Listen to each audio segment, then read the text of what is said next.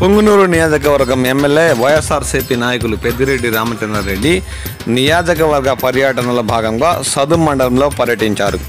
ఈ సందర్భంగా ఆయన సదుంలోని సామాజిక ఆరోగ్య కేంద్రంలో నూతన వినాయక విగ్రహ ప్రతిష్టాపన కార్యక్రమంలో పాల్గొన్నారు. అర్చకులు ప్రత్యేక పూజలు చేసి స్వామివారి తీర్థ ప్రసాదాలను ఆయనకు అందజేశారు.